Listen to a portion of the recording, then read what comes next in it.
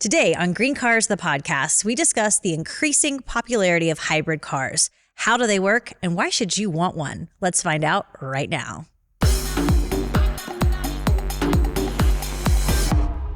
Welcome to GreenCars, the podcast, where we talk about all things involving hybrid, plug-in hybrid, and all-electric vehicles. I'm Trish Glose. And I'm Dave Nichols. Today, we talk about a success story that's over 100 years in the making. I'm talking about the popularity of hybrid and plug-in hybrid cars. Sounds like this episode should be called Ode to the Prius. It could be called that, yes. But since a hybrid car is basically any vehicle that runs on two sources of power, usually including a powertrain that combines a gasoline engine and an electric motor, the first hybrid electric car was actually invented by Ferdinand Porsche in 1899. Wow, 1899, the Ferdinand Porsche. The very same, Okay. yes. Our producer thought that we're talking about the flower-sniffing bull. But no, this Ferdinand is the founder of Porsche, and his hybrid was well received. But then Henry Ford's Model T appeared in 1904. It was cheaper, and it won out. In fact, hybrid cars didn't really reemerge until the oil embargo of 1973, which spiked gas prices. And in those days, 85% of Americans drove to work every day. So soaring gas prices was kind of a big concern. Big concern. How did automakers respond to that challenge? They spent billions of dollars in research and development on hybrid technologies, but the first mass-produced hybrid electric car was the Prius, which debuted in Japan in 1997.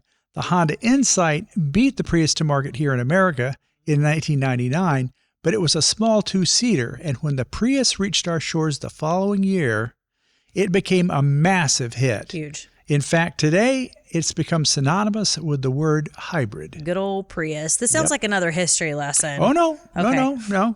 No, this is a very important episode, everybody. And as you will see, we redefine all-electric technology to help save our planet from fossil fuels. Hybrids and plug-in hybrids are valuable stepping stones to an all-electric future. And we've said this before on this podcast, hybrids really are the gateway to electric vehicles. Right. And consumers are buying them in big numbers. Last year, plug-in hybrid sales reached an all-time high of over 250,000 units. Wow.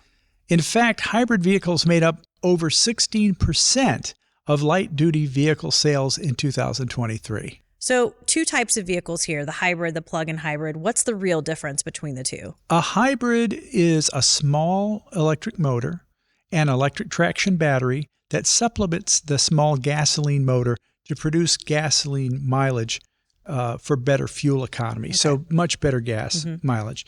The EPA tells us, for instance, that a standard Prius LE gets 54 miles per gallon in the city. Wow, that's crazy. On the other hand, a plug-in hybrid such as a Prius Prime or a RAV Prime has a total range of, say, 600 miles, but it can go 44 of those miles on electric power only. Well, and as we know, the average American travels for the most part fewer miles than that. Oh, yeah. Right now, the national average is 30.1 miles per day.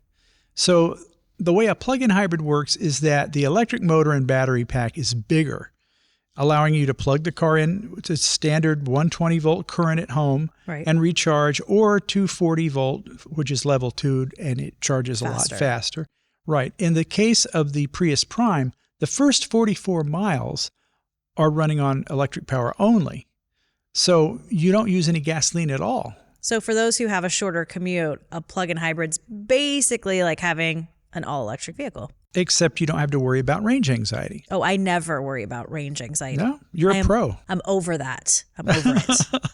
It's the perfect vehicle for those who aren't ready to jump into an all-electric car quite yet. Right. Okay, let's get into the nitty-gritty. How do hybrids work? Well, our awesome expert on all things electric will reveal all, but first it's time to check out the latest EV news. Here's what's up. As we were just saying, Wall Street Journal reports that while some shoppers hesitate on buying an electric vehicle, hybrid sales are surging. Buyers are finding more choices from automakers who are expanding beyond traditional gas-powered cars. While EVs saw a 13% jump in sales so far this year, hybrids have nearly quadrupled that figure at 52%.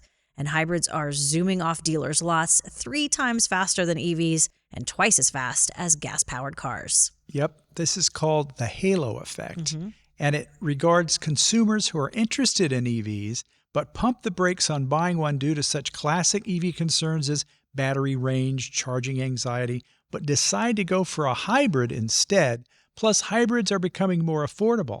Back in 2007, hybrids cost 40% more than similar gasoline-powered cars, but today, that difference is down to just 9%. Wow, and hybrids are cheaper than electric cars. By about 40%. Right.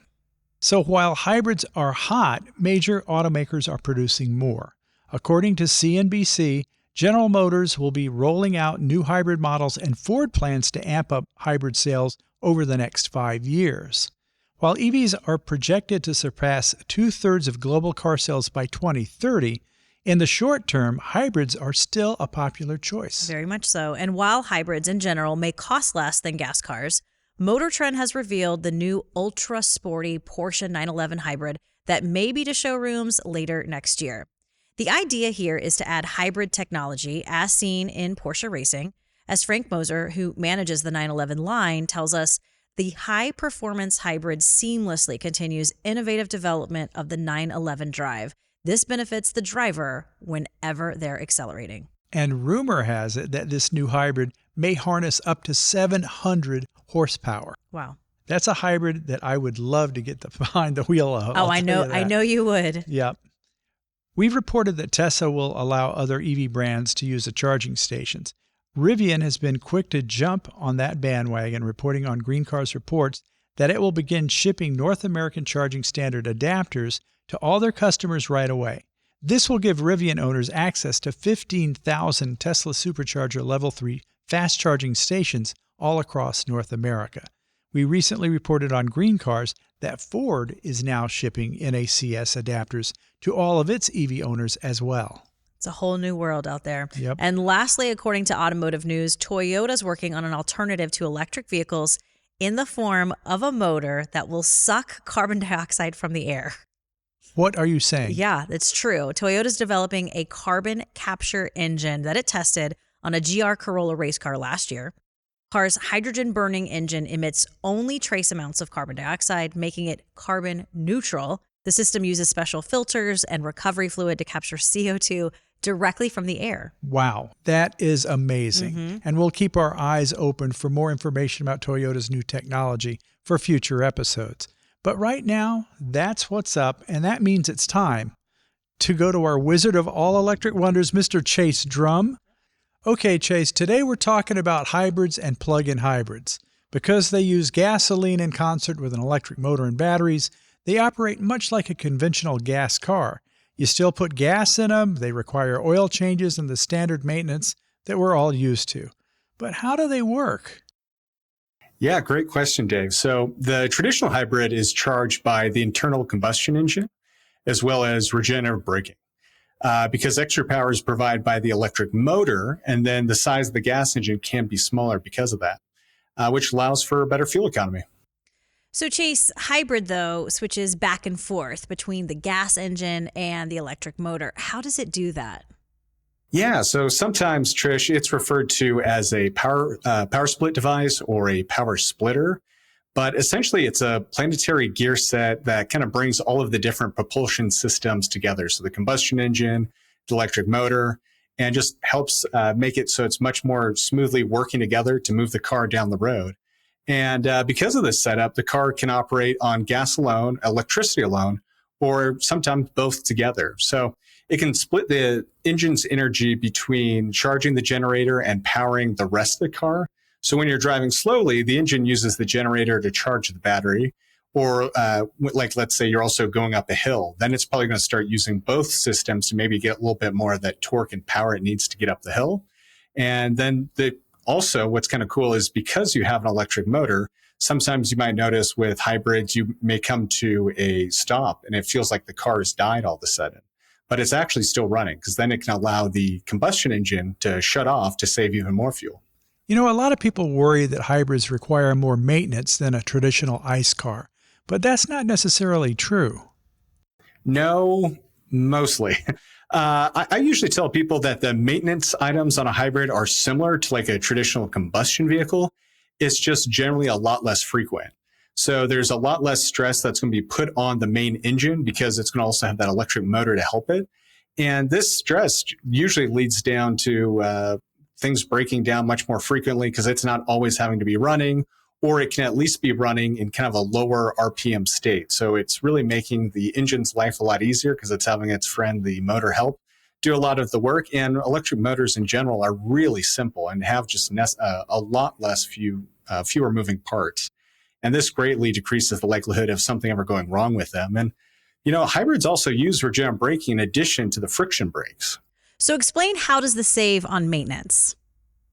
Yeah. So thanks, Trish. So in a traditional gasoline-powered car, the hydraulic brakes kind of waste energy by actually turning the kinetic energy into heat. So when you slam on the brakes in a traditional car, it's essentially a bunch of pistons that are shoving the brake pads into the rotor and causing essentially heat to form. And that's what's helping to stop the car. Whereas in a electric vehicle or a hybrid, they can be much more efficient with regenerative braking because then it's taking that braking energy and it makes the motor kind of become more like a generator and shove that energy back into the battery so that it can kind of keep going down the road and adding a lot more range to your driving. So I think what's great about this is in a hybrid, you really don't have to check your brakes for service nearly as often. It's not uncommon for people in hybrids and electric vehicles to travel well over 100,000 miles before you need to even service them. We've been talking about the current surge in hybrid ownership. What do you think's driving that? Yeah, I mean, hybrids are getting cheaper every day. And while gas prices over the long term are always going up, plus from the consumer point of view, that's where you start seeing a lot of concerns around having to change their daily habits by going to maybe a fully electric or a hydrogen car or something like that. Whereas with a regular hybrid, it really keeps a lot of those same benefits to the driver.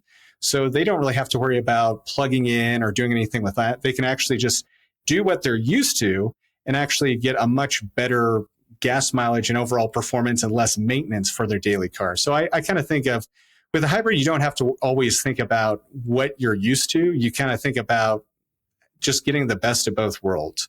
So, for example, I really think about it as like you get better gas mileage, you have less maintenance. What's not to like? So if you're kind of concerned about fully jumping into an EV, I definitely recommend, at least when you're looking to buy a new vehicle, check out a hybrid. A lot of cars now come in multiple different versions. There might be a regular combustion engine. There might be a hybrid, there might be a plug-in hybrid, or there may even be a fully electric, all of the same model by a company. And I think this can be sometimes really confusing for a lot of people. And I mean, it can be kind of intimidating too. So I think there's kind of two steps to this. One, I really recommend for people who just they don't want to make the full shift, definitely look at a hybrid. And then also for people who are selling hybrids or electric vehicles, either at dealerships or professionally, there's, I think, a bad stigma, unfortunately, that's kind of been associated with hybrids. And you have to think about maybe changing the frame of positioning. Instead of saying this one version of the car you're looking to buy is a combustion vehicle and then this one is a hybrid, I think a great way to frame it is like this one gets 25 miles per gallon and this one gets 50 miles per gallon. And that can sometimes cause the person buying to maybe ask a few more questions, but at least they kind of understand really the value of going to a hybrid a lot more simply. I mean, that's how they're thinking about when they buy. And I think that's something that a lot of people in the industry kind of have to change their frame of mind and really think about that. And it really does have a win-win that you have obviously less pollution, but it's also just a better improvement, especially if you're coming from a traditional combustion vehicle, that it's similar to what you're getting better gas mileage and less maintenance in a new car. Absolutely. Thanks, Chase. Well, before we let you go, we've been asking some of our guests this question, and you're really more like GreenCars family at this point, but we want to ask you anyway, what car do you currently drive? So my daily, it's a Tesla Model Y. And then my fun car is actually a 1987 Land Rover. My fun/weekend car is a 1987 Land Rover Defender 90, which designates that it's the shorter wheelbase and a two-door. So it's a really great, especially living in Central Oregon, off-road and weekend adventure vehicle with the dogs. I'm slowly kind of restoring it and converting it to be electric.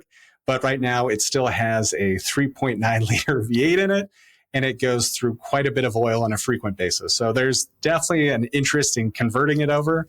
But both cars are a lot of fun for almost like completely opposite reasons. One's almost like a scalpel laser pointer iPhone, and then the other is just kind of this. It gets 12 miles per gallon and can barely go like 50 miles an hour, but it can go over anything and everything at like the same speed. They're both really great vehicles. Okay, so one more question. If price were no object, what would be the ultimate EV for you? Oh, that is a dangerous question. Could be its own podcast. I think right now, the thing that I'm really liking is the new Taycan, the latest version of the Porsche Taycan.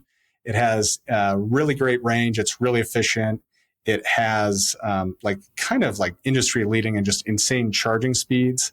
Plus, it's a Porsche. So you get a lot of the benefits of kind of that fun, speedy driving and making charging a lot less frequent. So when you're trying to do a big road trip, it's like designed perfectly for it.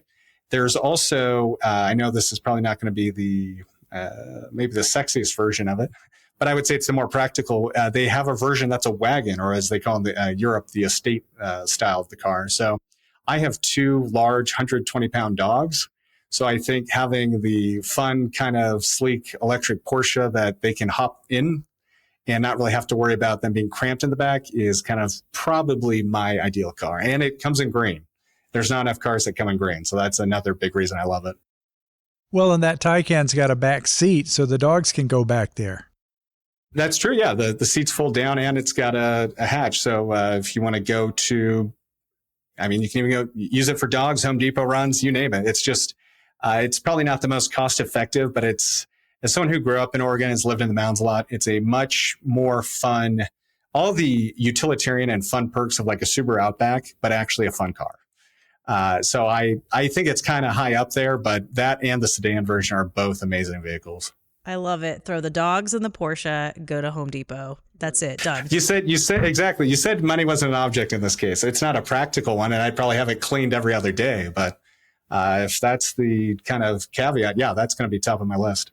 Love it. All right, Mr. Wizard. As always, you have all the answers. Thanks for spending time with us, and we'll talk to you again very soon. Yeah, my pleasure. Thank you. The wizard knows things. He does. How does he keep all that information in his head? He's a hybrid, I'm pretty sure. And speaking of, Trish, did you know that the Rogue Valley in Southern Oregon has public transportation in the form of hybrid buses? Like a really big Prius? Not exactly. Wait until you find out what they use for fuel. Okay. My name's Nick Black. I'm RBT's Fleet and Facilities Maintenance Manager. Been with the district going on 18 years next month. How many buses do you have around Medford and the Southern Oregon area? Or what is the radius and how many buses do you have around town? So right now we operate a fleet of 45 fixed route buses, which are the large buses you see behind me, and then a fleet of 24 paratransit vehicles. And so how many employees does RVTD employ? Currently, it is 138 people. Okay. And so has that number grown over the years? And how long has RVTD been around here? So we've grown significantly. When I first started 18 years ago, we had about 20 bus drivers. Right now, we're approaching 80. Oh. So significant growth. And so how long has RVTD been around? So we were originally formed in 1975 under an Oregon revised statute and started operating with 2 vans in 1977.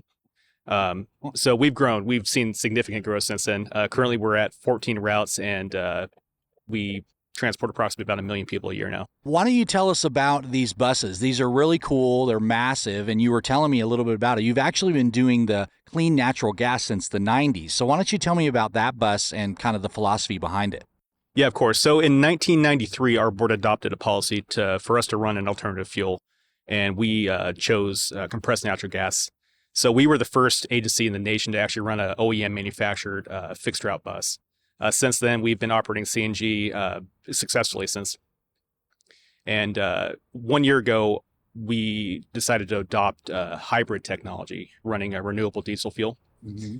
And so that's the other bus next to it there, the hybrid diesel. Correct, yeah. So it is basically an electric bus that has a small diesel engine in the back that just provides power to charge the batteries. So then as far as the clean natural gas, can you explain that a little bit on how that's, put in the vehicle and how the vehicle, just explain a little bit more about CNG? Yeah. So compressed natural gas we run the same natural gas that's underground that, operates your stove at home. We have an on-site compressor that takes it from about 7 PSI up to 3,600 PSI. And then we direct fill our vehicles with that, giving us about a 500-mile range off of a charge. Okay. It's a really clean burning fuel and very economical for us to operate as well. So what about the hybrid diesel? How do you manage? I mean, obviously, you were telling me earlier that it's not really diesel. It's not. We don't run a traditional fossil fuel. It's a product called renewable diesel, which is made off of animal byproducts, cane sugar, a lot of different types of products out there that go together to make this man-made product. Okay. So let's get into the CNG bus a little bit more as far as the specs, like what type of bus it is. And you said a 500-mile range. So can you say kind of anything more that, maybe the bus nerds would really like? So behind me is a brand new 2023 Gillig 35-foot CNG bus. We took delivery of it in December and put it in service about 3 weeks ago. It's manufactured by a company called Gillig, located in Livermore, California. 100% American-made bus. It's powered by a Cummins L9N engine and a Allison B400 transmission. Weighs about 32,000 pounds and transports 32 people. We find that the maintenance on a CNG vehicle is actually less compared to a diesel bus nowadays, without all the emissions components that a diesel engine has to have to meet EPA standards. We have a very rigorous maintenance standard here at RVTD. All the buses come in every 6,000 miles for a full service, tune up, and everything like that. We get also, in addition to that, monthly inspections where we check brakes, suspension, all the safety items of each bus. And so how many CNG buses do you have out on the road right now? So right now we operate 34 CNG buses. Okay. And then how many of the hybrid diesels? Currently we have 4. We also have 6 brand new ones on order that'll be delivered in September. So we are transitioning away from CNG at the moment, which is why we ordered the 6 hybrids. Just a different technology that our board decided to take us in that direction of. Using renewable diesel, it really lowers our greenhouse gas emissions. So let's get into the hybrid diesel. So does that work as an other hybrid? Is it like charging the gas powered is charging the hybrid side, or how does that work? Is it like a normal hybrid vehicle? It's kind of a combination of both. It's kind of half series hybrid, half parallel hybrid. There's a big battery pack on the roof that actually propels the bus down the road. It has 2 100 horsepower electric motors. The diesel engine in the back, which is the same, it's a little 6.7 Cummins, same as would be in a Dodge pickup. It provides the electricity to propel the bus. So that, combined with regenerative braking, really increases miles per gallon of what fuel you're using. So let's talk about the environmental impact of these buses. So RVTD's been around since the 70s, vans, gas-powered vehicles, and then they made this switch. So when did RVTD make that switch to green, and what sort of impact is that making? So we went green in 1994 when we started operating natural gas buses. Natural gas versus traditional diesel or gasoline has an extremely low NOx. The well-to-wheel emissions is much lower than a traditional fossil fuel. And then with the hybrid diesels, when we made the switch to renewable diesel, our NOx is approximately about 50% of what a standard diesel bus would be, along with across the board, it's much lower emissions. So then as far as, training to drive one of these things, what sort of a training program is that? I mean, it's to drive one of these, you have to be certified, and is it really difficult to drive one of these things? It can be difficult. There's a lot of aspects, the size, the weight. It's a difficult job to do. It really is. And I have a lot of respect for our co-drivers who do it every day. Mm-hmm. As far as training goes, it's approximately a 6-week training program. Once you get your CDL and passenger endorsement, you go a lot of classroom training, behind the wheel training, de-escalation training. A lot of factors go in before you're ready to get behind the wheel on your own. What do you think of that, Trish? Not your average hybrid. Not at all. Great story, too. And I love seeing those buses drive around town. Yeah, sure. Same here. And now it's time to dive face first into the moist mailbag of your questions. Woo! Okay, here we go. First letter comes from Victor Petrov from Dallas, Texas, who writes, why do hybrid cars save fuel? Well, Victor, hybrid cars save on gasoline by automatically generating their own electricity. The vehicle draws power from both a gas-powered engine and a large traction battery that's charged by the gas engine and by regenerative braking. And a hybrid system is constantly adapting to use the most efficient blend of gas and electric power depending on your driving situation. Victor, we're learning so much today. Let's take a look at some of the comments we're getting on social media. We received a good amount on one of our Instagram posts about hybrids. Skeppy Voice 12 writes, I've heard that hybrids are great for saving gas, but they have poor performance compared with standard cars. Is this true? It is true that early hybrids were far from being high-performance vehicles. However, automakers listen, and today's hybrids are remarkably peppy. Okay. A new Prius, for instance, will get you from 0 to 60 miles per hour in just 7 seconds. However, for mind-melting speed, the new Chevy E-Ray Corvette hybrid will blast you from 0 to 60 miles per hour in a teeth-chattering 2.6 seconds. That is incredible. Also, that's my kind of car. So, Erwin Underhill asks, I want my next car to be an EV, but I'm worried about maintenance costs. How can I find out what to expect when it comes to servicing a new electric car? We are glad you asked, because that's exactly what our next podcast is all about. Right. We've tracked down the absolute experts on electric car maintenance, and they will reveal all in the next thrill-charged episode of GreenCars, the podcast. Thrill-charged. Just you wait and see. Okay. You're done. Thank you for all your comments. We'd love to hear from you. If you're watching these episodes, drop us a comment on our YouTube channel or leave us a comment on our social media platforms. You know, I've enjoyed this look at hybrids. It seems that there may be a bit more life in them before EVs take their place. Right. The electric landscape is ever-changing, which, by the way, is not an old Moody Blues song. Whoo boy. Don't forget, Dave, when it comes to EVs, stay informed and stay charged. We'll see you next time. Follow us at GreenCars HQ. Don't forget to like and subscribe. Email us, thepodcast@greencars.com.